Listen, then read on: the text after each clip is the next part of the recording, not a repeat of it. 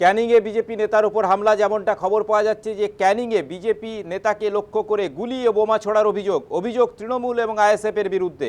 আহত বিজেপি নেতা হাসপাতালে চিকিৎসাধীন। আপনাদেরকে জানিয়ে রাখি এই মুহূর্তে অত্যন্ত গুরুত্বপূর্ণ খবর। ক্যানিংয়ে বিজেপি নেতার উপর হামলা, গুলি ও বোমা ছোড়ার অভিযোগ তৃণমূল এবং আইএসএফের বিরুদ্ধে। আহত বিজেপি নেতা হাসপাতালে চিকিৎসাধীন।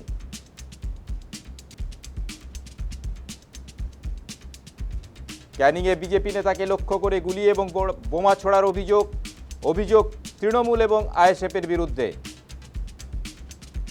রাতের অন্ধকারে বিজেপি নেতার উপরে চড়াও। আমাদের সঙ্গে আমাদের প্রতিনিধি প্রসেনজিৎ সাহা রয়েছেন, এই ব্যাপারে বিস্তারিত জানাও প্রসেনজিৎ।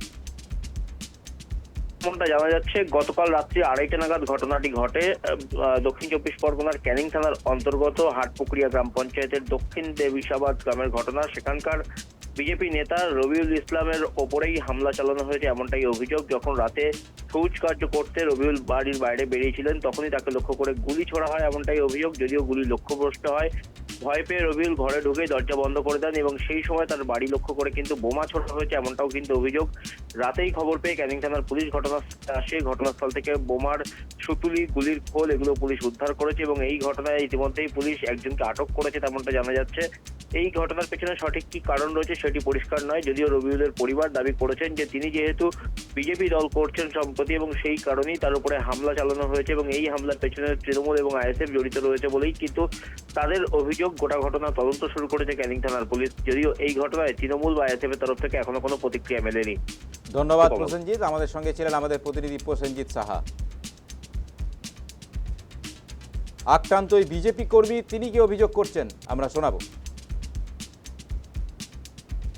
এখন আমি দরজাটা খুলেছি, গুলি চালিয়েছে, আগুনে আমি চোখ দম হয়ে গেছে, আমি পড়ে গেছি।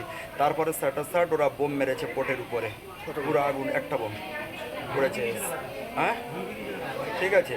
আর 3 দিন আগে আমার টিমের ছেলেরা, যারা আমার সিকিউরিটি হিসাবে কাজ করে, যারা আমার সঙ্গে থাকে, তাকে স্যার মনে হয় অ্যারেস্ট করেছে কিনা আমি জানি না। তার বাড়িতে কালকে রেড করেছে আর কি। কুতুবুদ্দিন সর্দার বলে একজন হুমকি দিয়েছিল যে আমাকে বাঁচতে দেবে না, আমাদেরকে পার্টি করতে দেবে না, ঠিক আছে। আপনাদের অপরাধ? আমরা বিজেপি পার্টি করছি মুসলিম এলাকায়, এটাই হচ্ছে কথা। কি চাইছেন আপনারা? হ্যাঁ, কি চাইছেন আপনারা? যারা যারা এই অপরাধটা করেছে তাদের উপযুক্ত শাস্তি চাই আমি।